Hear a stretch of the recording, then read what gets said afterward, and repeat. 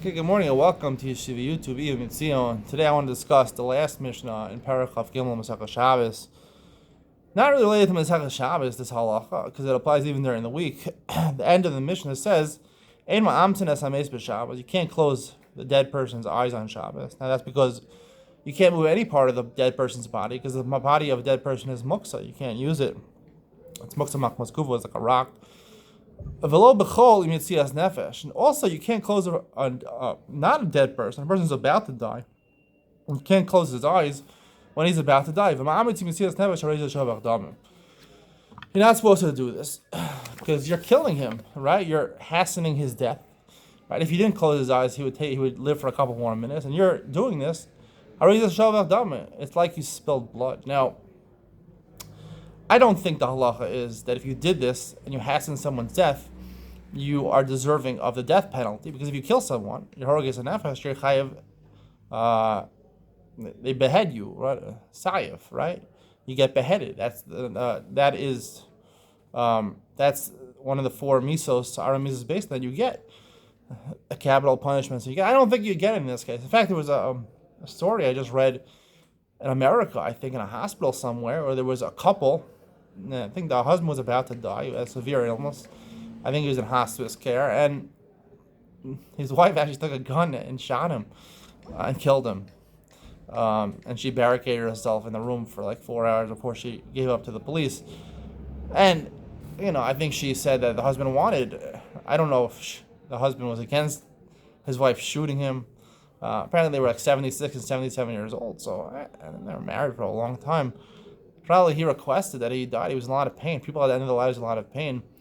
So there's a question: are you allowed to kill someone early? Are you allowed to actively? Most poskim say you're not allowed to do that. You're not allowed to go ahead and, if someone's on a respirator, you can't take the respirator out because you're killing the person, right? This Mishnah says similarly, you're not supposed to do it. Even the chol, you're not supposed to close his eyes. I mean, it's yes nefesh because you're killing. It is shovach damim. Now, it does say you're not allowed to do it, but I don't think you're chayav death penalty. And if that were true, that her husband asked his wife to shoot him, I don't think the woman should deserve capital punishment. Maybe get a fine or something like that. Shovach damim literally just means spilling blood, right? We use shvichas damim to kill someone. Shvichas damim, no, it's a weird word, like you're spilling blood. You kill someone, you spill their blood. I mean, you did a lot worse. You ended their life. Forget that spilling blood. You can give someone a cut and spill blood. What does shvichas damim exactly mean? So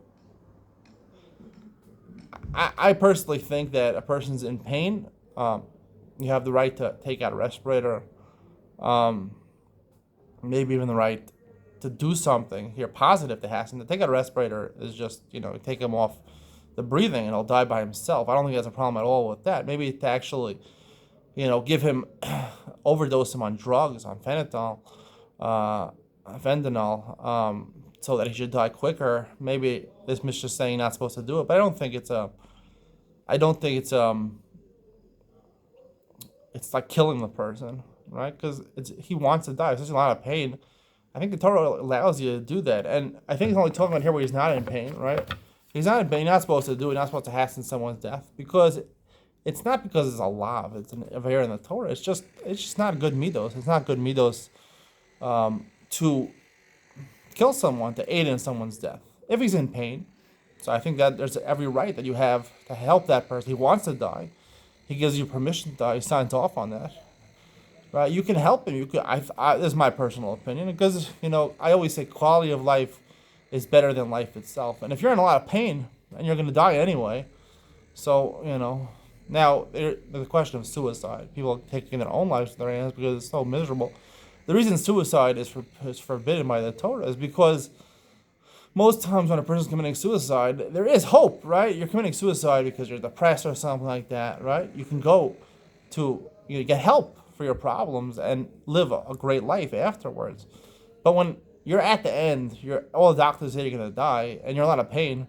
The Gemara in Ksuvos and Kuf Dalid, one of the maidservants of Rebbe, she was praying that he died, because he was in such pain. So I really believe that it's okay. It's maybe bad midos, but shovech damim means to pour blood, and I think it's just telling you what shvichas it is, what you're doing. You're pouring blood, um, even though it's not a good idea to um, hasten someone's death, because it's not what the Torah really stands for. But there is a reality that you're pouring blood, meaning it's hard to describe this exactly. If you ever read the book of Jekyll and Hyde, it's about this Dr.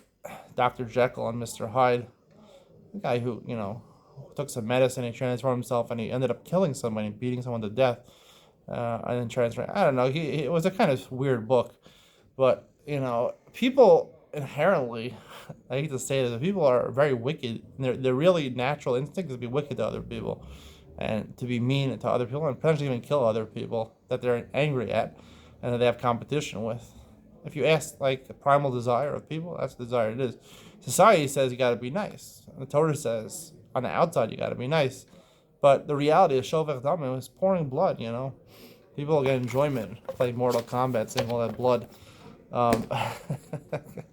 There's a lot more to discuss over here. Listen, the Torah says it's not a good idea to do this, to hasten someone's death. We're talking about where there's no pain involved. If there is pain involved, it's okay, because it's not bad midos to kill the person. And Shovech Damim could be even potentially naturally a good thing. I'm not saying you should kill people, but in a case where it's hospice, where the person's dying in a lot of pain, maybe there is a place to say that you should be able to release the person from his misery. Hope you enjoyed today's share. See you in the next one.